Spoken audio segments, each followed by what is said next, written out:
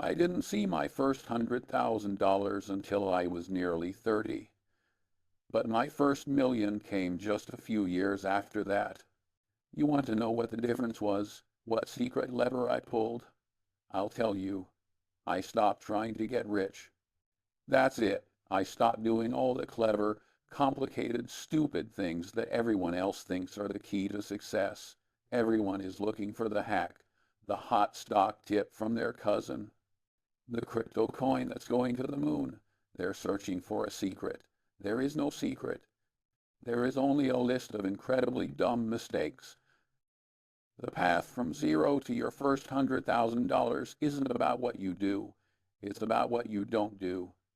If you can just avoid the landmines that blow everyone else up, you win by default. And the stakes, they couldn't be higher. I've watched brilliant people, doctors, lawyers, engineers, stay broke their entire lives. Why? Because they kept making the same 5 simple, idiotic mistakes. These mistakes don't just cost you money. They cost you your most valuable asset, time, decades of it. Today, I'm giving you the list, the 5-part blueprint for what not to do, the financial sins that keep 99% of people trapped. And listen closely.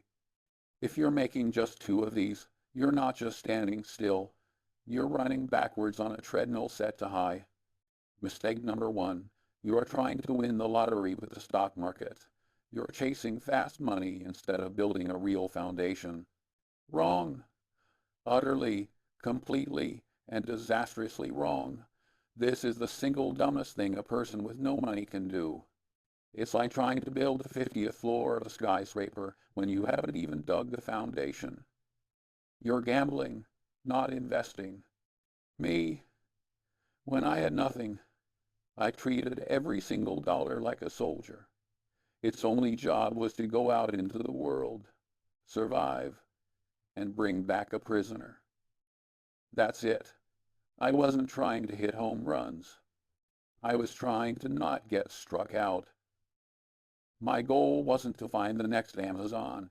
It was to avoid the next pets.com. You want a case study in failure? Look at the .com bubble of the late 90 seconds. Regular people, people who worked hard for their money, were quitting their jobs to day trade stocks they couldn't even describe. They threw their life savings into companies with no profits, no products, and often no plan, just a .com at the end of their name. They thought they were geniuses. For a while, they were. And then, in a blink, they were wiped out.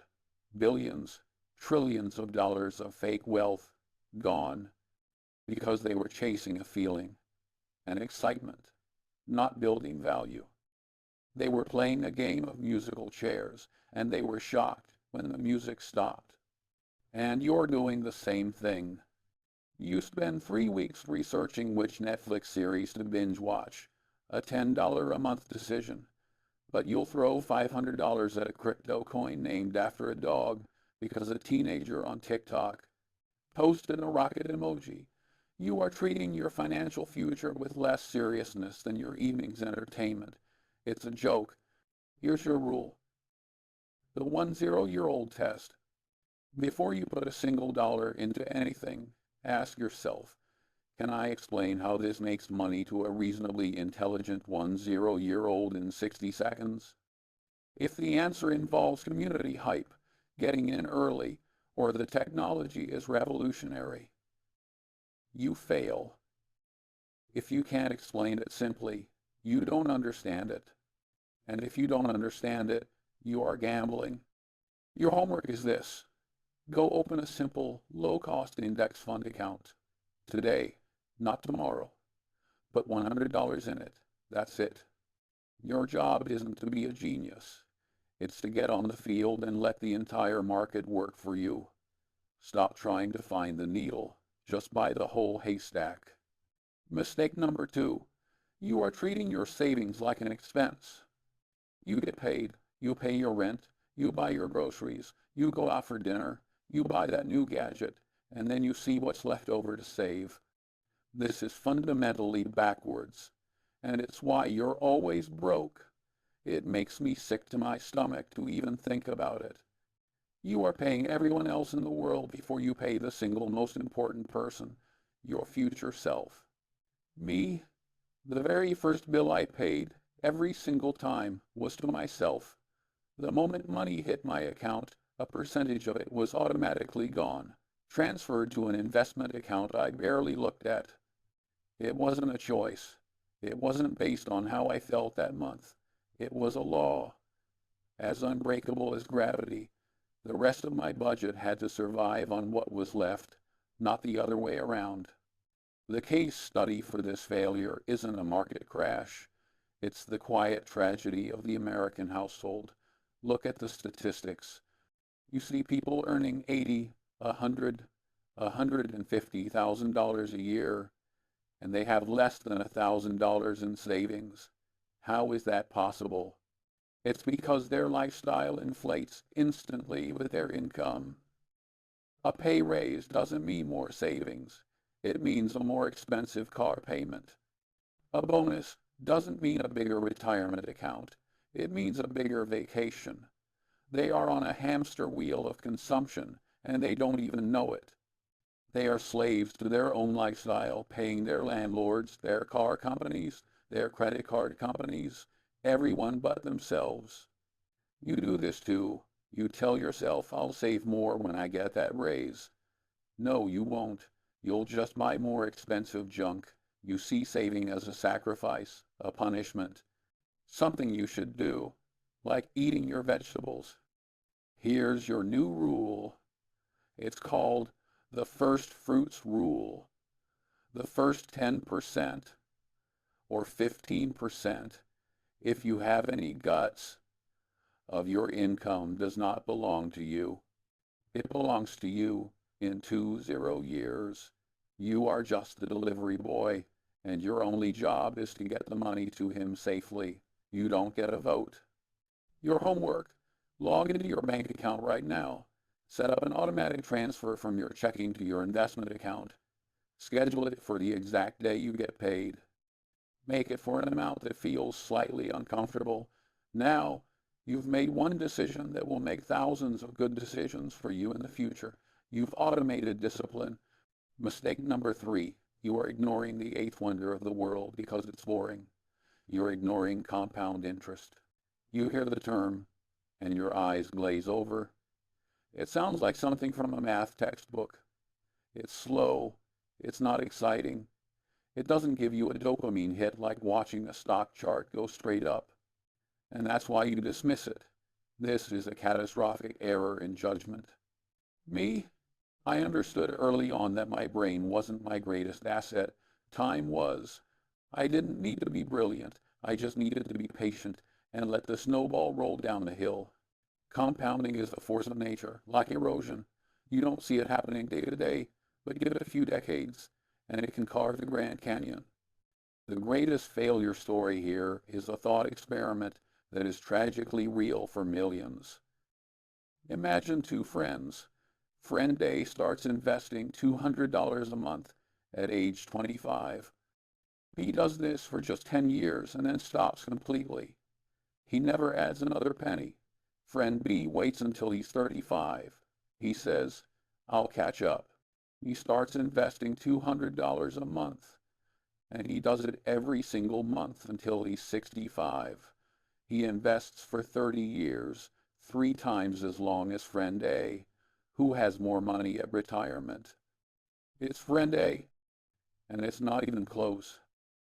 The first 10 years of compounding were so powerful, so explosive, that 30 years of effort couldn't catch up. The failure isn't a crash. It's the silent, invisible, devastating cost of delay. You are being friend B. You're telling yourself you have time. You're waiting for the perfect moment to start. You're chasing short-term gains, ignoring the only real magic in the financial universe. You're picking up pennies in front of a steamroller when you could be sitting back and letting a mountain of gold build itself. Here's your test, the doubling test. Do you know the rule of 72?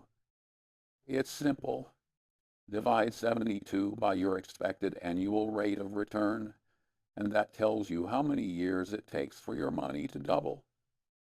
If you expect an 8% return, your money doubles every 9 years. At 10%, it's every 7.2 years. Your money doubles, then that larger amount doubles, and so on. It's exponential. It's the most powerful force in the universe for a patient person.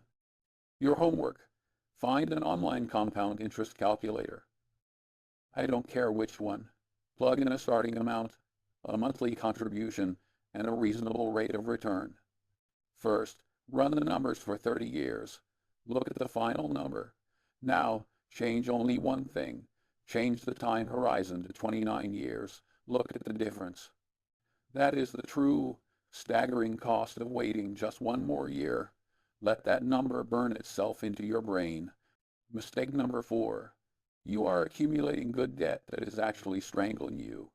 You think some debt is a tool, an investment in yourself. This is a dangerous, seductive lie. The banking industry has spent billions of dollars convincing you that borrowing money for certain things is not only acceptable, but smart. A student loan is an investment in your future. A car loan is a necessity. A mortgage is building equity. Sometimes they are, but most of the time, for most people, they are shackles. Me? I hate debt. I hate it with a passion. Debt is a claim on your future labor. It means you wake up in the morning and a portion of your day's work already belongs to someone else. It's a reverse compounding machine working against you every single second of every single day. I avoided it like the plague. I drove old cars. I lived in modest places. I wanted my money working for me, not for a bank. The case study for this is playing out in real time. It's the student loan crisis. We have an entire generation of young people who were told a lie. They were told that the only path to success was a college degree, and that it was worth any price. So they signed on the dotted line for $50, $100, $200,000 in debt for degrees in fields with no job prospects. They come out with a piece of paper and a financial burden that is the equivalent of an anchor tied around their neck. They can't buy a house. They can't start a business. They can't even afford to take a risk. They've sold their future freedom before they even started their career. It is a national tragedy built on a foundation of good debt. And you're falling for it. You think you deserve a new car, so you take out a 5-year loan on a depreciating asset. You're paying interest on something that is losing value every second you own it. It's financial insanity.